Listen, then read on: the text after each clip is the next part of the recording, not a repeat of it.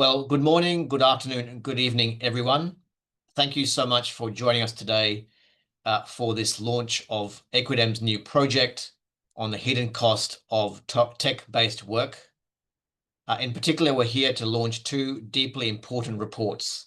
The first two in a major new Equidem project that seeks to empower the growing number of workers from the global south and the global north that are powering the transition to a tech-based economy, but are failing to adequately enjoy the benefits of that transition. That is why Equidem has started investigating labor and safety conditions for workers in some of the largest tech-based companies in over 40 countries globally, working closely with the trade union movement and worker-led organizations. Now, today we'll hear from myself and from my colleagues, and crucially, from members at the high level of the trade union movement, and also from workers themselves. But before doing that, very quickly to explain about my organization, for those of you that may not be familiar with us. Equidem is a human rights organization that is rights holder centered and representative of the global majority. We work both globally and locally to expose injustice and hidden human rights abuses, to provide practical evidence-based solutions to some of the world's most intractable human rights challenges, and to build powerful community-led coalitions that empower individuals and communities to claim their rights. The two reports we released today come at a pivotal moment for global labor governance. From next week in Geneva, Switzerland, the International Labour Conference, or ILC, will commence. It is the highest decision-making body of the International Labour Organization, the peak labour rights institution of the world. And they will debate what decent work in the platform economy should look like.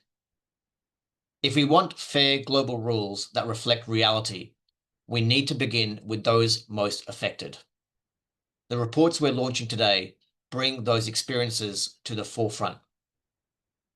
So why do these reports matter? Firstly, they break the silence. The first of these reports, called Scroll, Click, Suffer, amplifies the voices of content moderators and data labelers in Kenya, Colombia, and the Philippines, many of whom are exposed to horrific content every day while working for major tech companies. It documents how these workers are psychologically and economically harmed, silenced through non-disclosure agreements, and denied protections. Secondly, they expose the model, not just the symptoms. Our second report, an ILC brief titled Realizing Decent Work in the Platform Economy, shows that subcontracted work isn't a loophole, it's the model. Whether it's delivery riders in the Gulf or data workers hired through third-party contractors known as business process outsourcing companies, or BPOs, hiring through intermediaries creates conditions where companies control labor but avoid responsibility. And thirdly, crucially, our work offers concrete solutions. These aren't just reports, they are roadmaps. The ILC brief lays out specific reforms that the ILO, national governments, and tech companies must act on, especially when it comes to regulating subcontracting, enforcing joint accountability, and expanding protections to all platform workers. Before we begin our presentations, I want to sincerely thank all of today's speakers, including especially the workers, rights advocates, and experts who bring their insight and leadership to this conversation. We are honored to have you with us. And of course, I want to thank my Equidem colleagues who have worked so tirelessly from beginning to end on this project, including those who have helped to arrange this launch today. I'd now like to hand over to my colleague, Shikha Siliman Bhattacharjee, Head of Research, Policy and Innovation at Equidem and the lead author of our two reports, to walk us through the key findings and recommendations. Over to you, Shikha. Thanks so much, Mustafa. I'll start by going ahead and sharing screen. How's that? Not working? Yes, that's working. Okay, great. Welcome everyone. Thank you, Mustafa, for the introduction and for setting the context on this release. So in this presentation, I want to take you into the data and take you into our findings. So I'll start with key findings from the Scroll Click Suffer report, which focuses on the experience of content moderators and data labelers.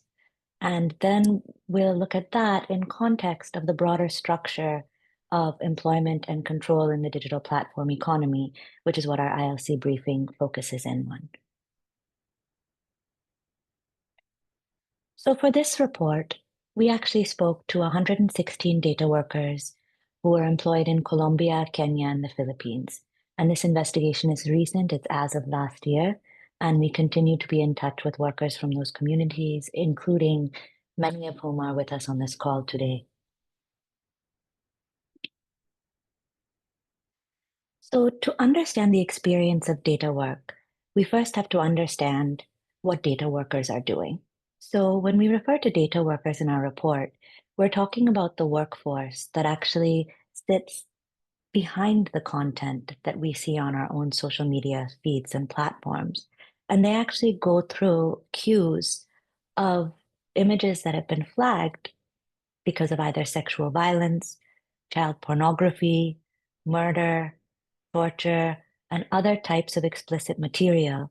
And they sit at their computers, often up to the longest days we heard workers report were up to 18 hours a day. And they go through 700 to 1,000 cases. So what is a case? It's an image or it's a video. An image or a video of the most obscene human content. And then they not only have to register that image, but actually label it in terms of its data type, because that process of moderating what enters the platform, but also labeling and sorting the data is actually what is training the AI algorithms that more and more control access to content on the platforms. So we have workers who are working incredibly long hours. They're working under very, very high target pressure, and they're looking at very, very obscene material. So what are the occupational safety and health impacts?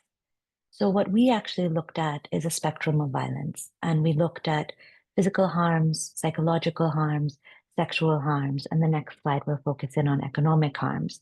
But just to give you a sense, the physical harms are the harms of long days at the computer, exhaustion, eye strain, combined with extreme stress, hair loss, insomnia, nightmares, body pain, psoriasis, and in extreme cases, substance dependence and high levels of weight loss as well. And the psychological effect of not only sitting through hundreds to thousands of images of the worst facets of humanity a day, it is actually compounded by the fact that a content moderator or a data labeler has to make that many decisions also. Can this be on the platform? Can it not be on the platform? How do I tag it? And while you're being inundated by the worst forms of human behavior, you're also powerless to intervene and stop it.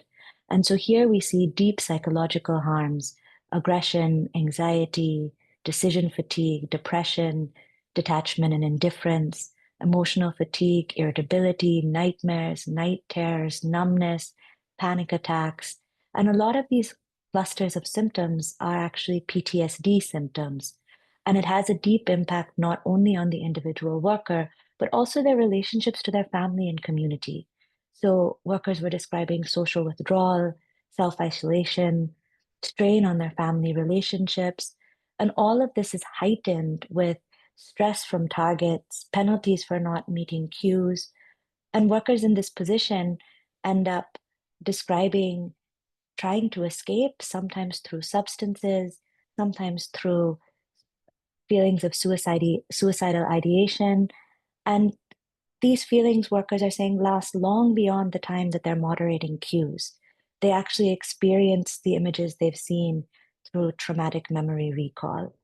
And especially because of the high level of focus on cleaning sexual harm so that our feeds are clean, workers not only describe being exposed to sexual harassment in the workplace, but they also described an impact on their intimate relationships, including sexual withdrawal and trauma from labeling and moderating sexually explicit content. Now, the thing is that this all takes place within a broader industrial context of failure to provide adequate psychological support.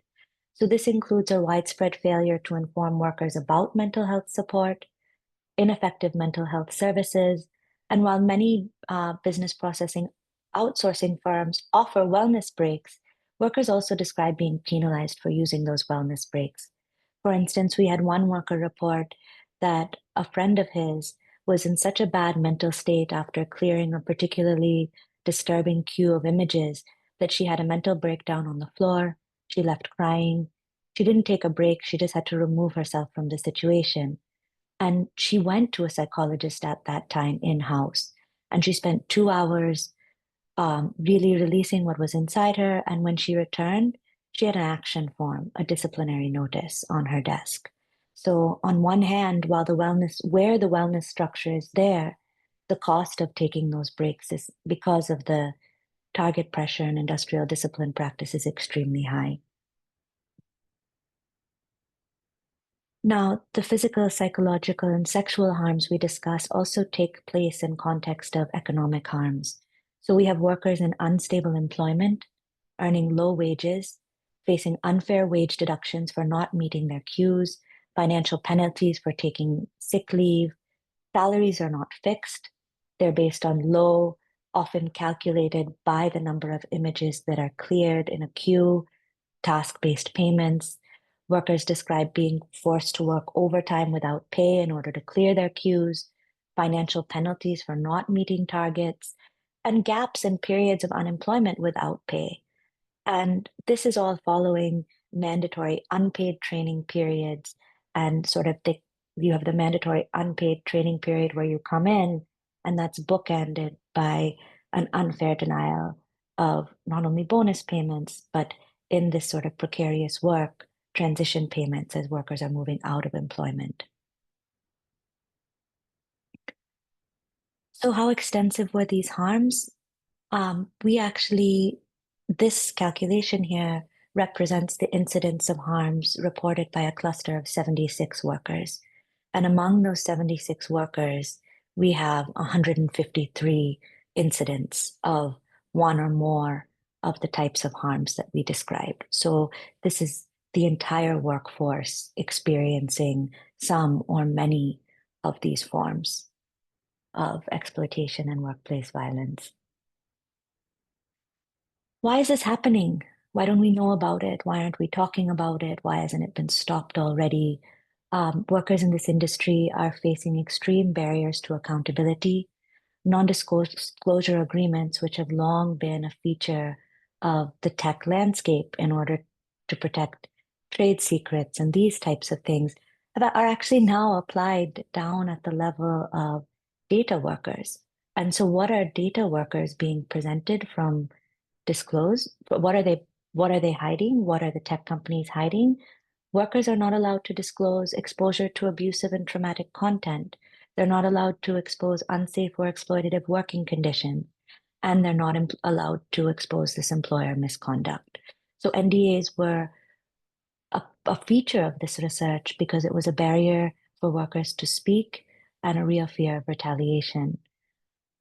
Next to that, even within the workplace, workers described having supportive supervisors as being critical to being able to manage the work or not, but also that those supervisors faced retaliation if they spoke out on behalf of workers.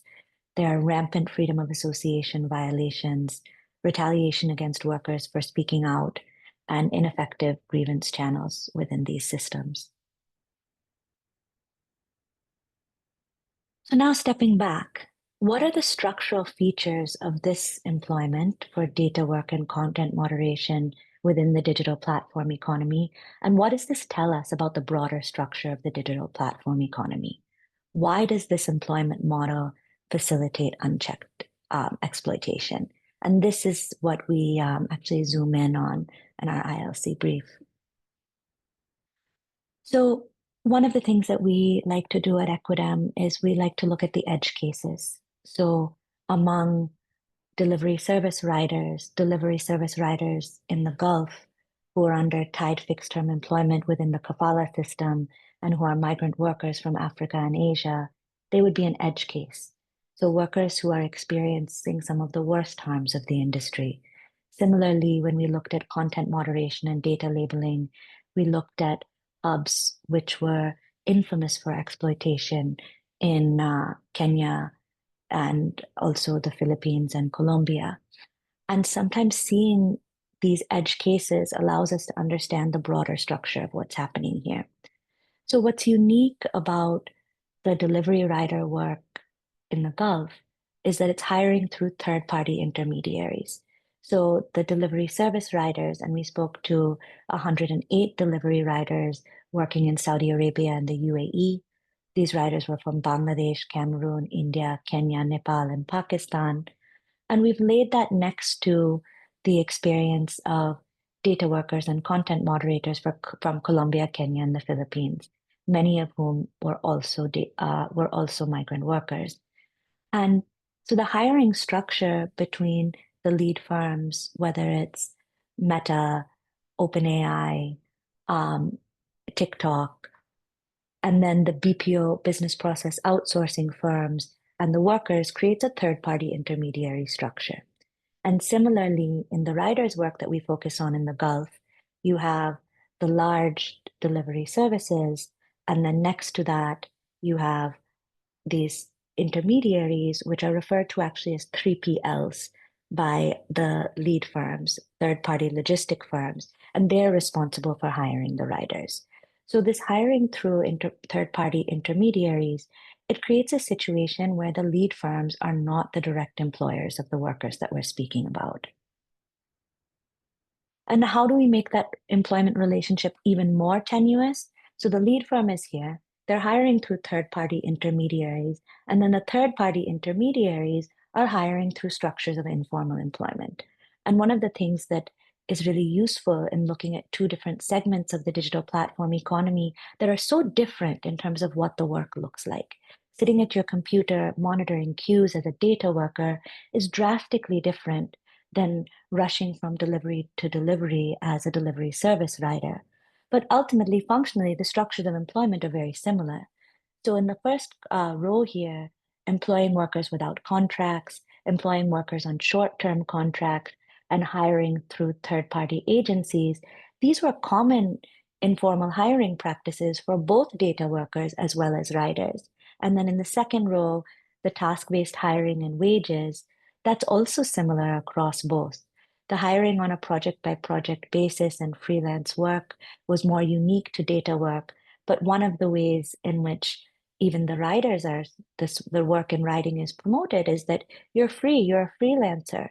You can work when you want, how you want. And so there's this sort of discourse around freelance and free work when you actually have a very tight structure of employment. So you have this like very extended, distenuated employment relationships where the lead firms are not responsible for what the BPOs or 3PLs are doing.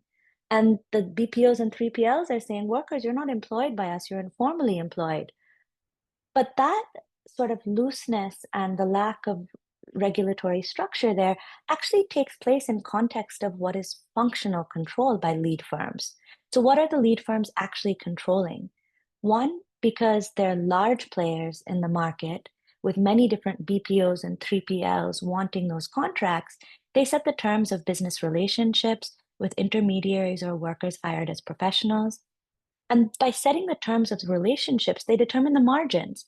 So they determine wages, they determine working hours, and they actually drive informal hiring because there's a threat of relocation. We'll move to another 3PL, we'll move to another country. And so that actually forces the intermediary firms to run extremely high queues of labor with extremely slim margins. And that risk is pushed off to workers. So there's the control over the market, a monopsony control over the market, but there's also algorithmic functional control over the day-to-day of work. So it's the lead firms that are setting the queues, determining what images come to the queue, what orders come to the rider, what the ratings and worker performance looks like. And they're also assigning penalties. So here you have a paradox that the digital platform economy has managed to harness through the algorithm, where the lead firm is not the employer because of the structure of the employment relationship, but the algorithm does the work of supervision and employment that creates the employment relationship. And what does that lead to? At its worst, in the context that we looked at, we're seeing forced labor conditions among migrant workers. We have, among riders, we have migrant workers under kafala sponsorship. We have illegal recruitment and onboarding fees, debt bondage, and fear of termination. And among data workers, you have economic coercion to make unreasonable targets, opaque performance systems, and fear of dismissal. So in both of these cases, the terms of employment that workers enter, they don't have control over. So that meets the involuntary entry prong of forced labor. And then the fear of dismissal, the fear of termination, and especially for workers who have incurred recruitment debt, that creates the menace of penalty. We went through in depth the types of harms we're seeing for data workers. In terms of delivery riders, we're also seeing extreme occupational health and safety and health harms, road traffic accidents, heat stress, no access to paid sick leave, economic harms, depressed pay and commission-based income, uncompensated operating costs, unreasonable targets, wage deductions, financial penalties, lack of transparency and contractual clarity, and debt from recruitment fees. And so I'm not going to go into this much more, but in a month from now, we'll be releasing our writer's report where you'll get details on how these conditions play out. So where do we go from here? The good news is that capitalism is not that creative. And we have seen these structures of global value chains creating tenuous employment relationships, lack of accountability, informality. And so we actually know in many ways what we need to do here. We need to recognize lead firms as joint employers and establish liability. We need to extend ILO protections to all workers, including those who are hired through recruitment intermediaries. We need to ban NDAs that suppress reporting of abuse. We need to regulate algorithmic management systems, advance binding joint liability in law. And how do we do that? We do that through collective action and through supporting workers to win the struggles and hearing exactly what need to be the issues that need to be won workplace by workplace. So winning this actually all happens within a context of extending freedom of association. And just one quick thing, the idea of this disguised employment where the lead firm is actually the employer, but with no accountability, and the contractual arrangements deprive workers of the protection they're due, this is not new. This is something that we've seen. It is the roots of a lot of forced and bonded labor conditions, and that's been the case for a long time. And the ILO has recommendations on this point. And so there is a lot that we can draw from to regulate this space as soon as we work from the understanding and don't fear the algorithms, right? And one of the issues is that algorithms are opaque to the workers who are working under them. The working conditions are opaque for the people who are designing the algorithms. And the feedback loop of what is happening under those algorithms is broken. And so that's where our research comes in, is that we really want to uncover and show and display how the algorithmic functions are driving violations of decent work and what we need to do to address that. I'm going to stop screen sharing and pass back. Thank you.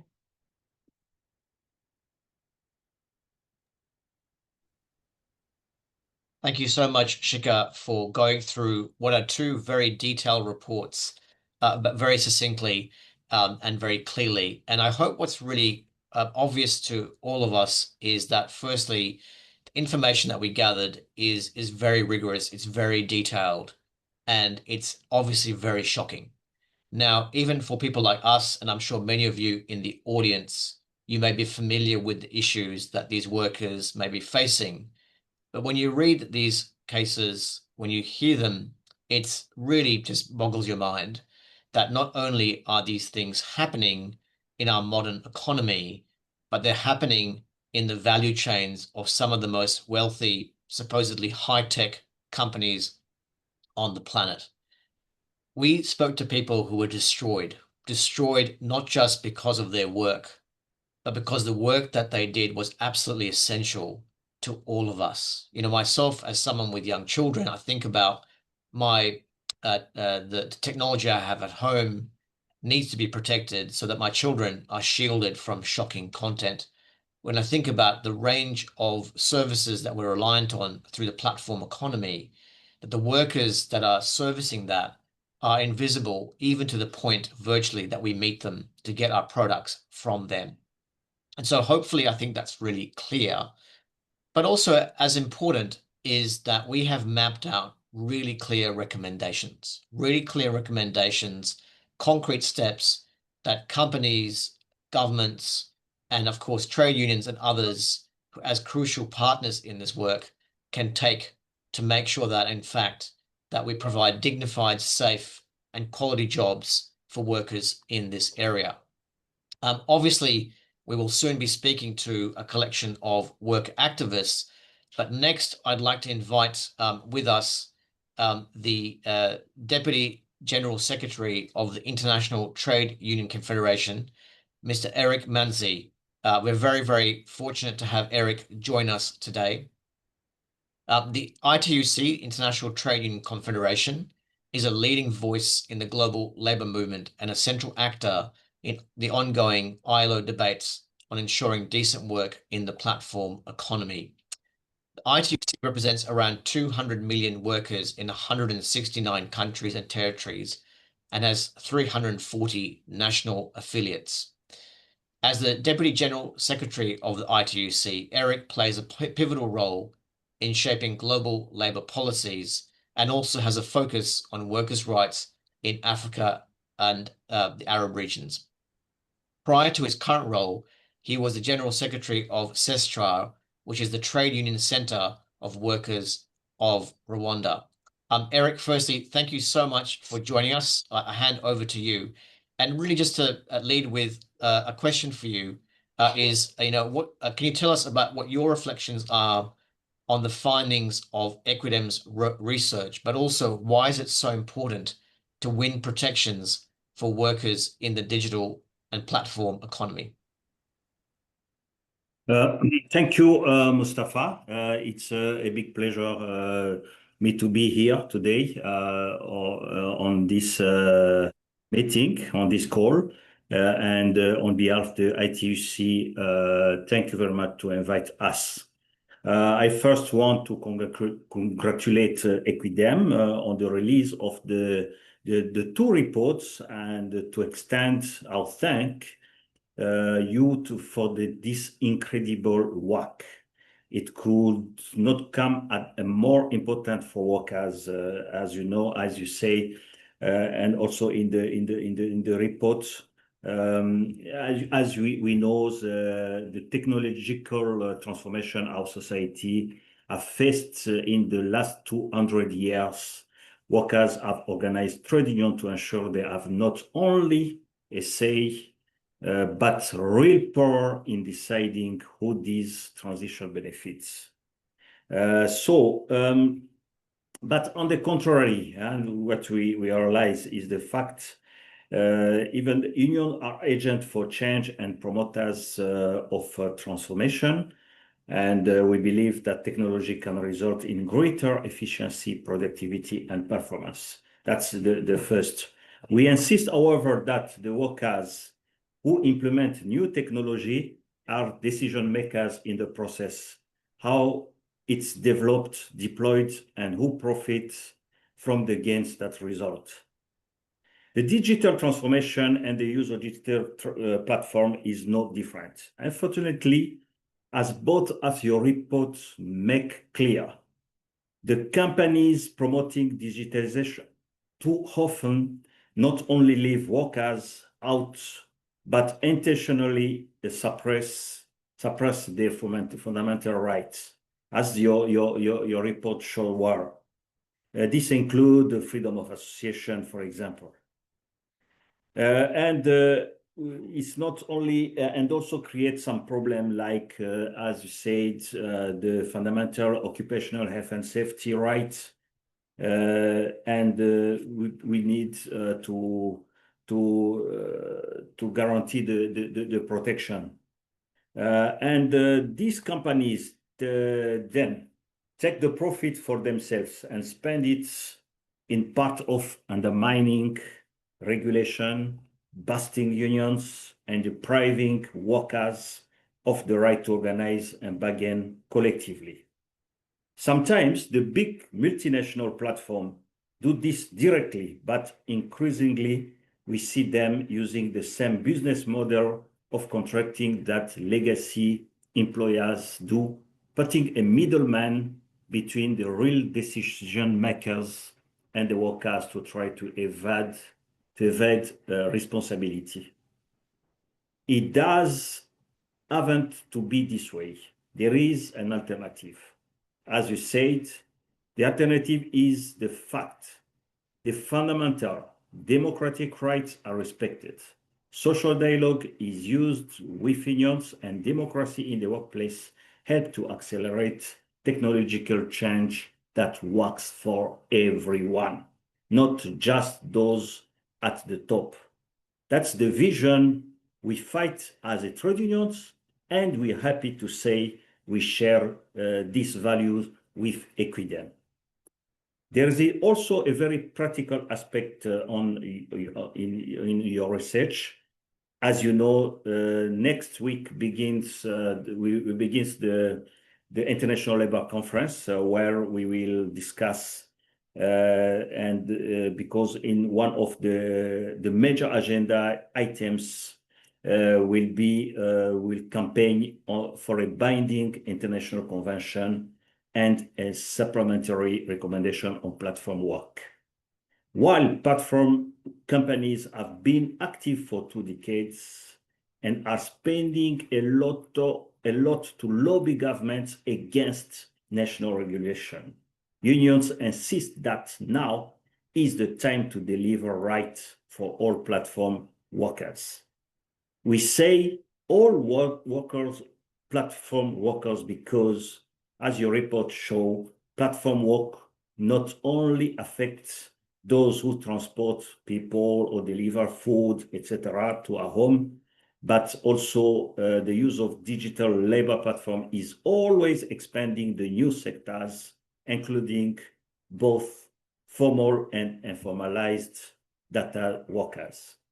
I want especially to draw the work we work with many organizations, and also I recognize that our friend of UNI, Global Unions, coordinating the global organizing of content moderators, work with the BPOs that platform like Facebook or TikTok use to evade evade accountability. And we see and we expect an ILO convention is not about one small part of the workforce. It's really about the future of all work. The conditions faced by platform workers today are the conditions that will be faced by millions more workers more. Fortunately, we have been overwhelming support for governments and even some employers. That's a very good signal for a convention, but to have a convention like a tool to protect the platform work. The lack, we know, it is a new era, is going to be one that benefits everyone. We need an even playing field and clear global guidelines. We need to ensure algorithms don't replace human oversights, and that artificial intelligence help us work smarter, no longer, and harder for less pay. To close, I want just to say thank you very much, Equidem, for this important contribution on this debate, and we are together to succeed on the benefits of the millions of workers. Thank you very much. Over to you, Mustafa. I'm still here for a few time. If I can have some question, I will be happy to respond. Over to you, Mustafa. Thank you very much. Thank you so much, Eric, for your powerful words, your support, but also the crucial work that ITUC does. And also, I'm really glad that you mentioned UniGlobal, also the International Transport Federation, crucial work that the unions do, not only in talking about how worker rights have to be respected and improved, but actually trying to make them a reality. And I had a real distinct pleasure of recently seeing particularly UniGlobal in action, organizing data workers and actually winning great successes with employers around improving protections, reminding us that solutions are there, they are happening, but they cannot happen without trade unions and worker-led initiatives. So really, really appreciate that. And thank you for staying online with us. We have about half an hour left for this launch, and we'd like to bring in first 4 really incredible worker activists to talk about their own experiences, the challenges that they've faced, and some of the opportunities around organizing that they're involved in. And then we hope to have a little bit of time for any questions that people might have for the workers, for Eric, or for myself, or Shika. But before doing that, just to turn firstly to our 4 really incredible and inspiring guest speakers, people that have shown incredible courage already in the work that they've done, organizing their comrades, but also to be speaking out today around the issues that they've faced, of course, because so much of those issues are very traumatic. And I should really point out something that we make very clearly in our reports, that unfortunately much of the content that we've documented is very, very traumatizing. And so, of course, great discretion should be taken before looking at that material, but also we want to be really respectful both to our speakers and anyone in our audiences, in our audience who may have sensitivity to that. And so whilst we want to convey the shocking nature of what is happening to these workers, we also want to respect that. And so in that context, really, really appreciate the chance to speak with the workers today. So firstly, I'd like to turn to our first guest. His name is David, and we've changed his name to protect his identity. And David won't be turning his camera on, but he is a former content moderator based in Colombia who worked with Meta. And David, firstly to say thank you so much for your courage speaking to us today. And my first question for you, David, was if you could walk us through what a typical day looked like for you as a content moderator, the kind of content you handled and the pace of work. Okay, absolutely. First off, thank you very much for having me, Mustafa. Thank you very much for Equidem for all of this work. I recognize the importance of it, although being a worker in the industry, I was very unhopeful that the situation was going to change at the time that I was working there. So a typical day for me as a content moderator in Colombia, I used to start my shift early in the morning, so 7 a.m. local time. And I had a 10-hour shift with an hour long lunch and half an hour or 15-minute break, paid break. The lunch was unpaid. The work for this BPO that used to work for Meta was very segmented. So the content moderation was separated into categories. My category was IIC, which is inappropriate interaction with children. It was mainly child pornography, and my queue was that for the whole day. I started working as on Messenger, so it was actually real-time messages between users from different social media platforms, so Instagram, Facebook, It was mostly those two. But then after a while working on this queue, I was changed to a more specific queue, which was IIC.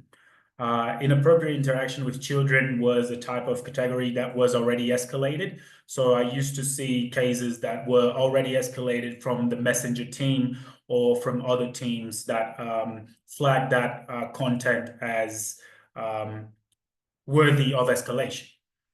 So I was sort of like a second net of content moderation for that type of content. So already, a previous agent had already seen and flagged that as inappropriate interaction of children, and then I was there to make sure that that was either reported to the authority that we were told that was dealing with those type of cases, or if that was some sort of mistake and should be directed to another queue. The rate of work once I started at the company was a lot more flexible than when I left. When I first started, they had KPIs that were oppressive, but they still had some sort of workplace. It was a little bit less on edge that was on the end.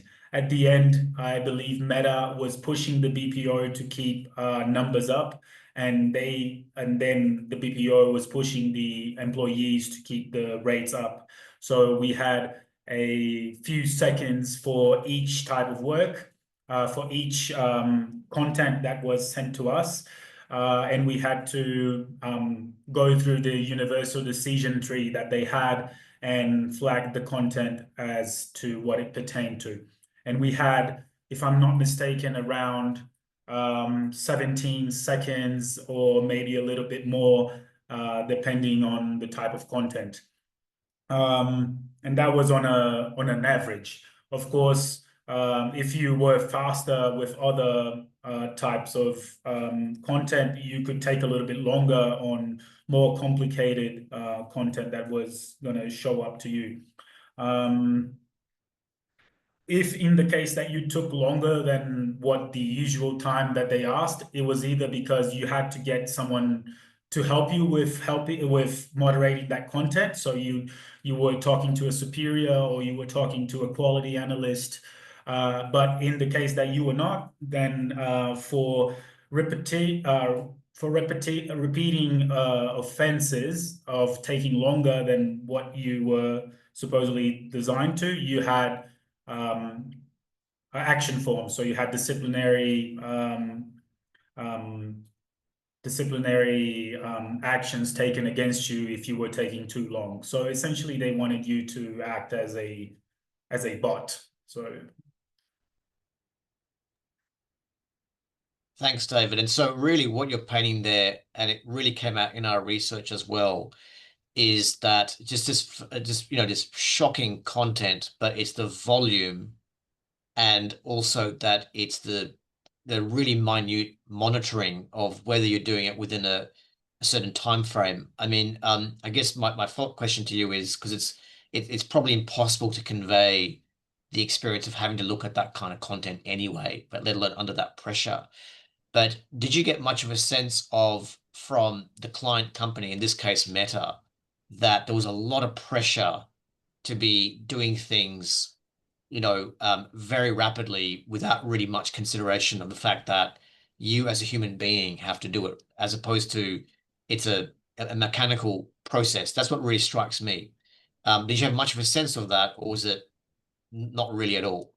Oh, no, absolutely. I mean, there is some distancing between the actual client, so from Meta to the worker, because of course, you working for a third party or working for a BPO, you get upset as being the worker. You get upset to the person that actually hired you, and you kind of look at a distance from the client, Meta.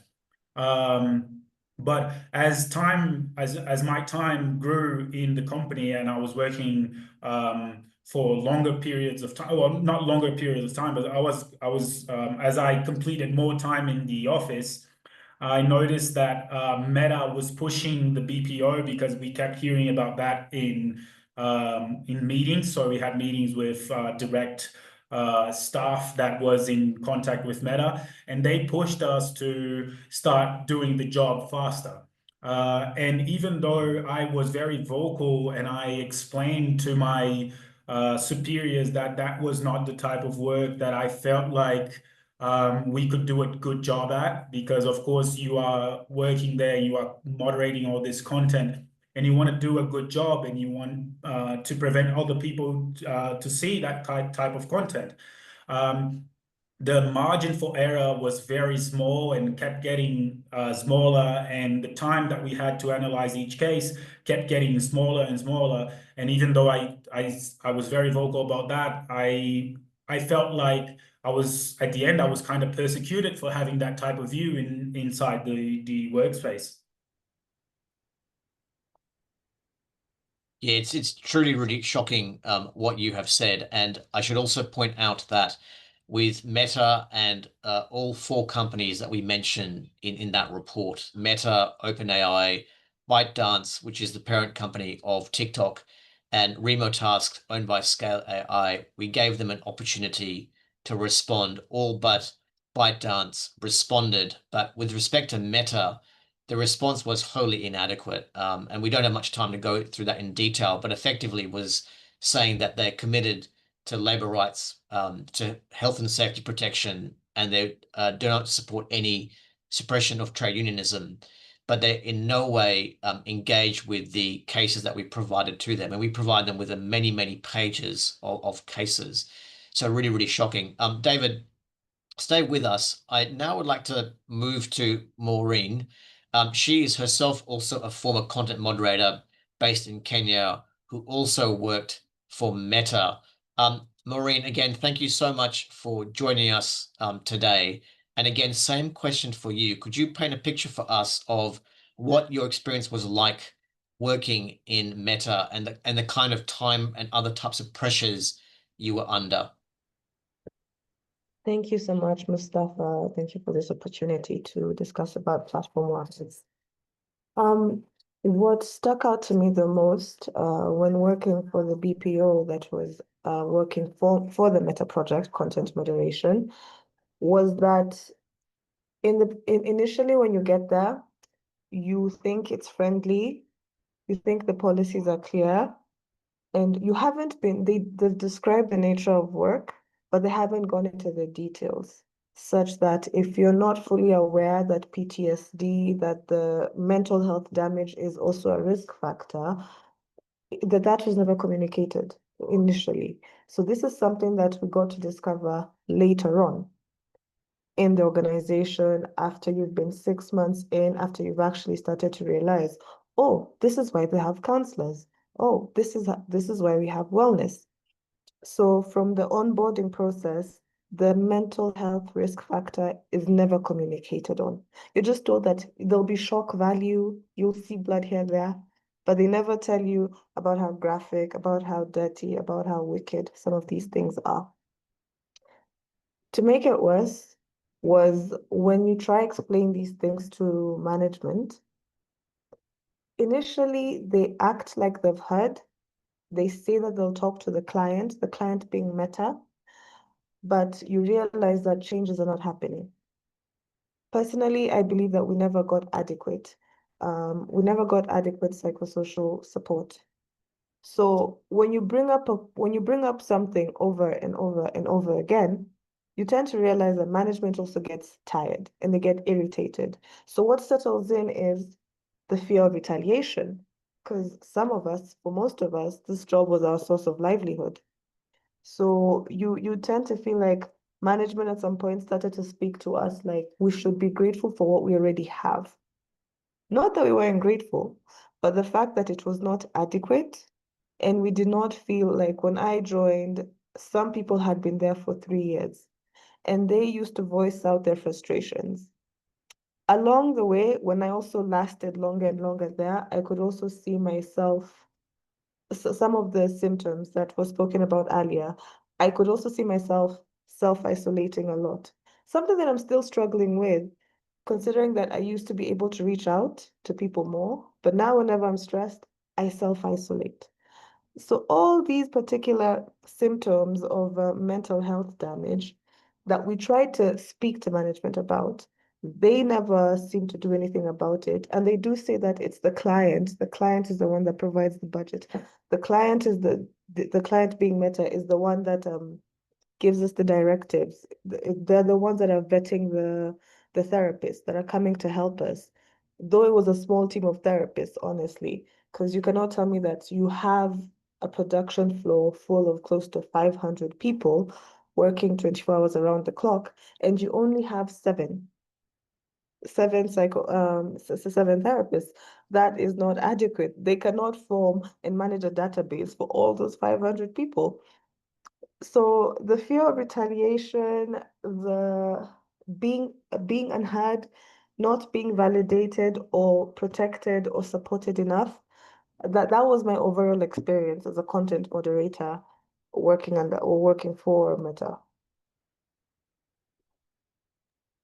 I hope that answered your question. It really did, Maureen. Thank you so much. And what's really interesting about what you say there is that we can't talk about a situation where your employer or the lead firm, in this case Meta, doesn't know what's happening, right? That there is so much information being provided.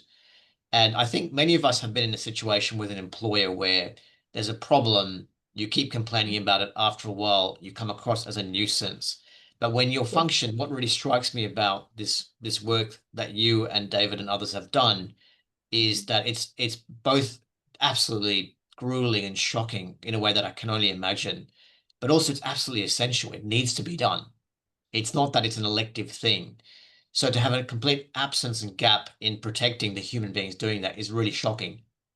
I should also point out that it's not just a case, sadly, of Meta. It is, like I said, with OpenAI, with Scale AI, Remote Tasks, and ByteDance, the parent of TikTok, and of course, so many other companies. This is actually a really big phenomenon. And in all the countries that we investigated, what really struck us is that not everyone, but so many of the workers are young professionals, often their first job outside of university or school. And then they're left with these lifelong scars. And as someone, I've worked sadly in many contexts, such as conflict zones or where people have been subjected to significant trauma. And when people lose a limb or have some kind of a wound, it's shocking, but you see what that is. You can adjust to that new reality of that injury. When it's internal, I'm sure David and Maureen, you know what I mean, that it is something that's inside you, but no one can see that. And so therefore, there's so much more duty on people to deal with that. And that sense of isolation as well really came out in our research, and again, really emphasizes how crucial it is through unions and worker-led organizations that you have to build solidarity as not just a moral imperative, which it is, but as a necessity for addressing with these things. Now, David and Maureen, I'll come back to you. I really appreciate the courage you've shown in speaking to us, but I wanted to now bring in Ephantus Kayungi.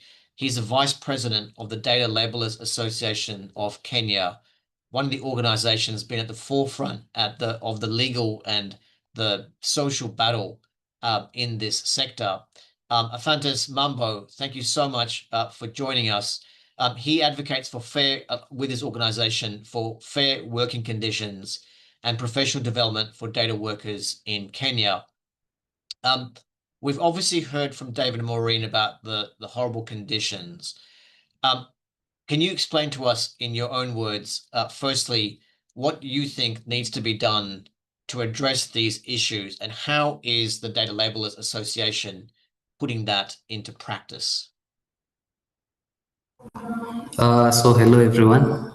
Thank you, Mustafa, and the entire Equidem team for putting us on this panel and for your unwavering commitment to amplifying the voices of workers like us. I also want to congratulate you on the release of your powerful report on the plight of workers in the AI sector. We believe that the report is incredibly well detailed and does justice to the realities we face, especially as presented so clearly by Shika. So it's work like this that helps bridge the gap between lived experience and public understanding. So as the data labelers, we are a collective of workers. We came together understood that some of the challenges or most of the challenges that we were facing, that we needed to take action as workers ourselves. You've heard about most of the challenges that the workers go through, and this cuts across the whole field of content moderation and data labelers. And therefore, we felt that there was a need for us to bring our voices to the table. And this is because most of the conversation is had between employers, the government, and other organizations, but the voices of the people are not heard. We therefore came together as the Data Labelers Association to be a voice for the workers, and so that you can be representative of the challenges.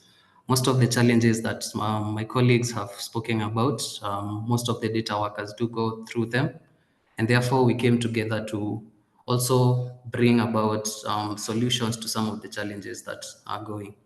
One thing we noticed through conversation is, for example, we are in a conversation where we were talking about how the space should be regulated, say in Kenya, when it comes to creating policy. But they were mostly talking about taxation, how to control the structure of, say, the work and all that. But then as we started speaking about our experiences, they were utterly shocked because they've never heard about these stories. So as the Data Labelers Association, our key thing is that we want to create a voice and be able to echo what the workers are saying and giving their stories, just so that we make the policy people aware of the challenges that these workers are actually facing, so that they can make policy that will protect the next generation of data workers. Yeah. Thank you.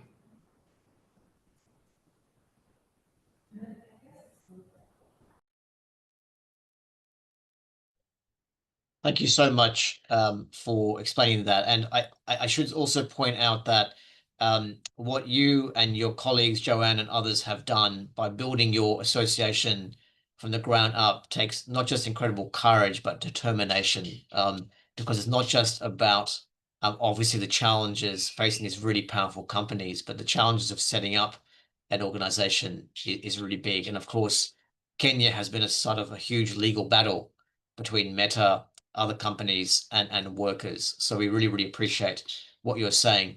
I'd also like now to turn to Mylene Cabalona. She's the president of BN Filipinas, the business process outsourcing industry employees network of the Philippines.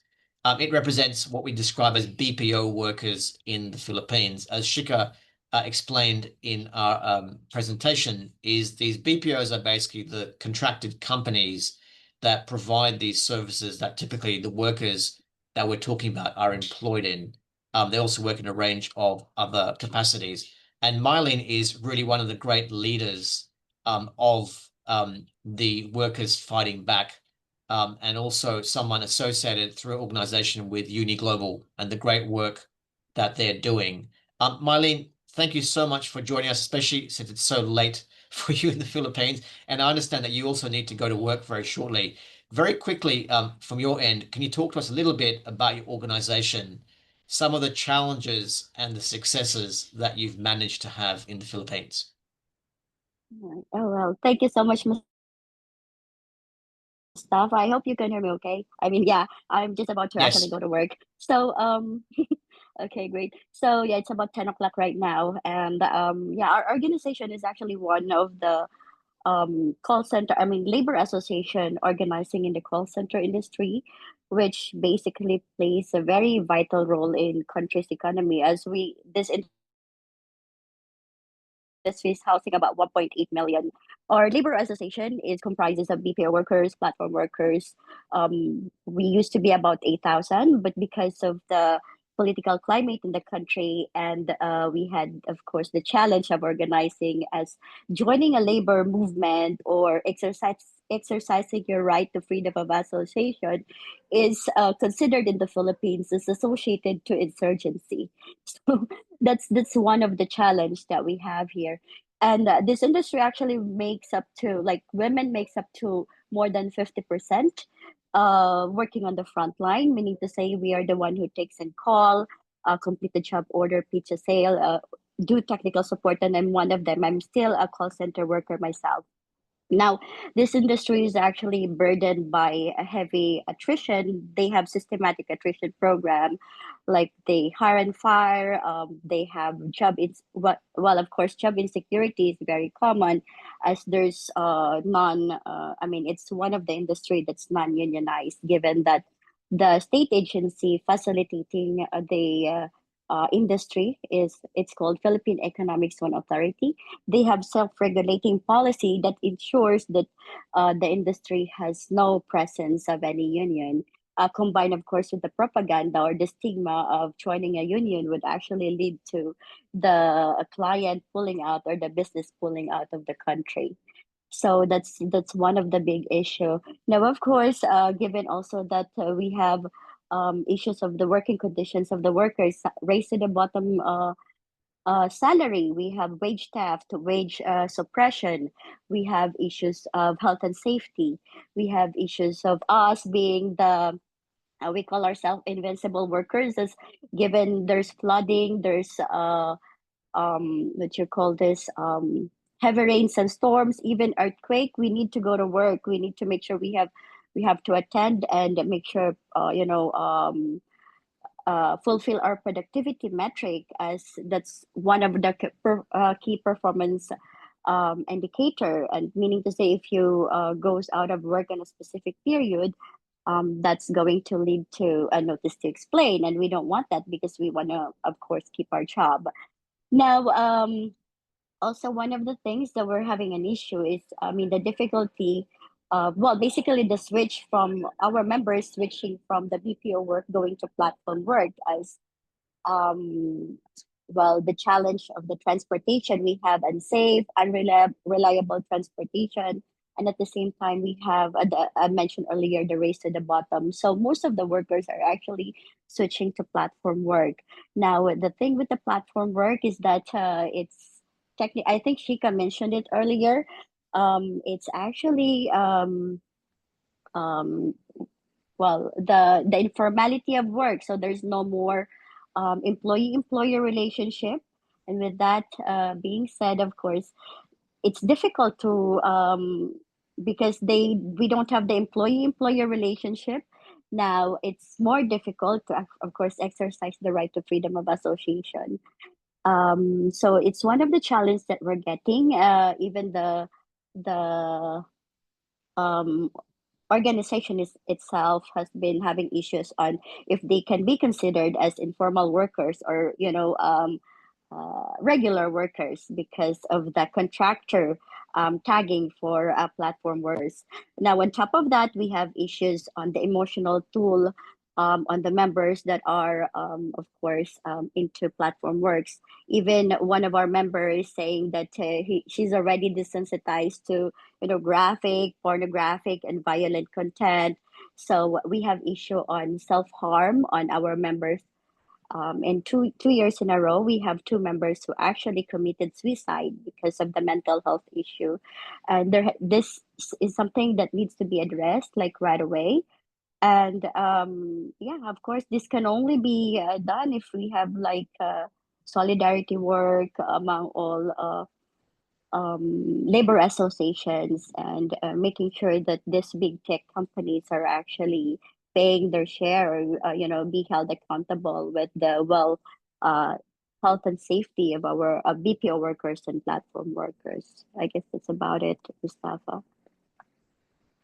Thanks, Mylene. Again, just so powerful. I mean, the way that you're speaking about the most horrible types of working conditions, but with such dignity and clarity, I find that really, really inspiring. And also very timely that you ended on some very clear demands in terms of both the really baseline protections that we expect these companies to provide, but also the way that it happens is through workers collectively organizing. So I really, really appreciate. And I have to also say, for everyone, having had the privilege to meet Mylene recently, that you and your colleagues from around the world doing this work with incredible energy and positivity, despite what you have to face, what you mentioned about not just in the Philippines, sadly common in many parts of the world, that being a trade union member is seen as being some kind of a negative. It's really, really inspiring, and it gives the rest of us a lot of perspective. So thank you, Mylene. We're nearly out of time, so I really just had one very quick follow-up question for David, Maureen, and Ephantus as well, about what are your, if you had to have one quick message for the companies that we've documented and for their audience, their customers, what will that be? And I'll start with you, David, if that's all right. Yeah, I'm not sure if I have something that I would say to the company, but I would definitely say to the workers. I migrated to Colombia to do that type of work, and I believe that the workers of Colombia are not. I wouldn't say they are not allowed to, but becoming a collective and unionizing is something that is not very talked about in Colombia between workers. And I would definitely say that if we need to fight for our rights, we need to do it collectively. And I would say we definitely need to look into that and how to better structure our demands to these big billion dollar companies. Otherwise, we will have no voice. Thanks, David. Maureen, over to you. Thank you, Mustafa. I would like to echo on what you said. The job that we do as content moderators is necessary.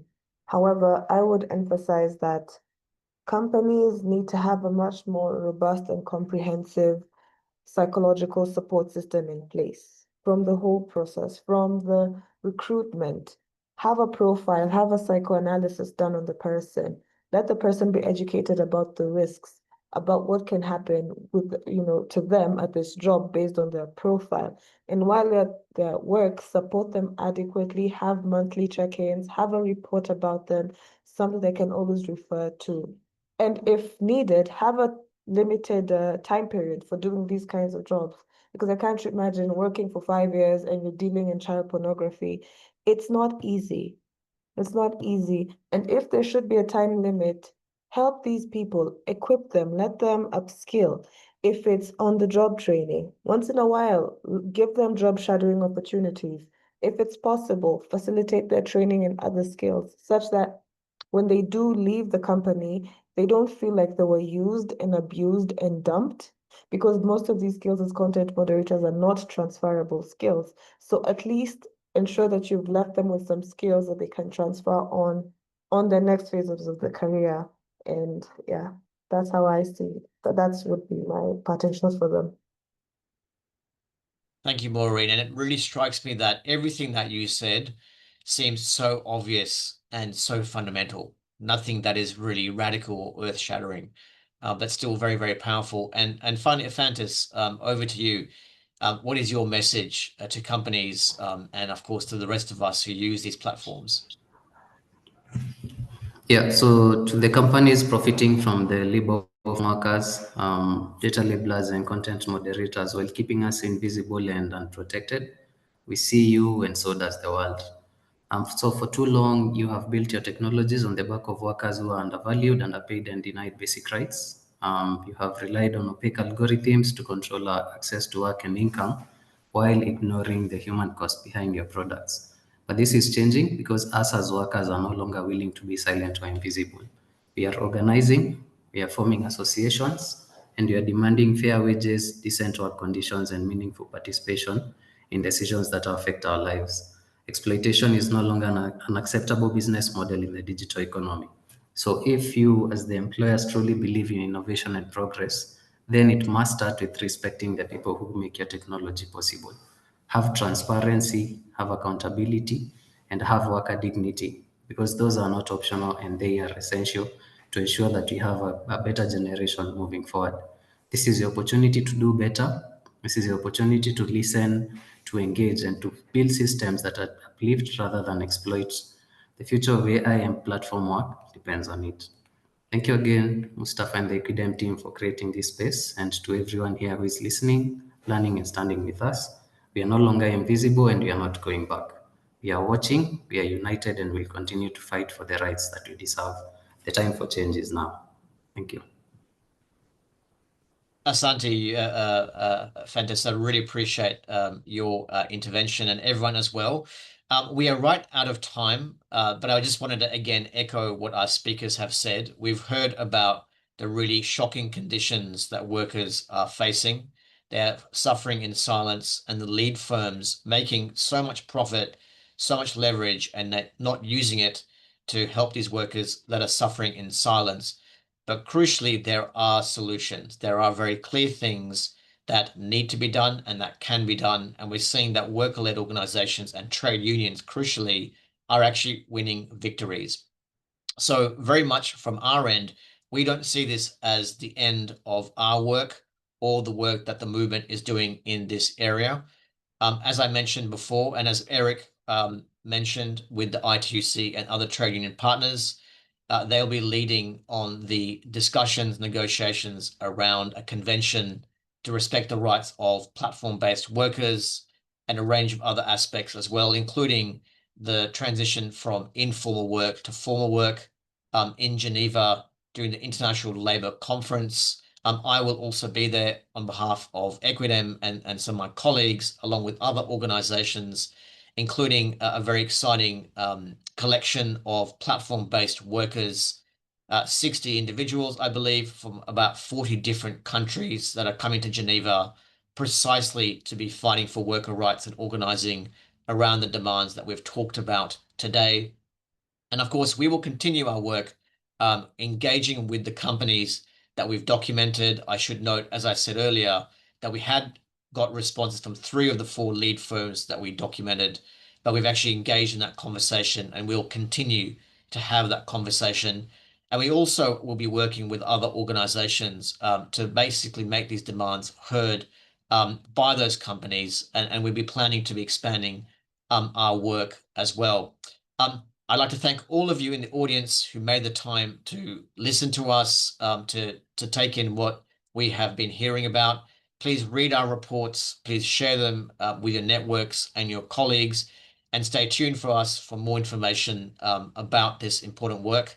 But from now, from all of us at Equidem and all our speakers, I bid you thank you and farewell. Thank you so much for joining us today.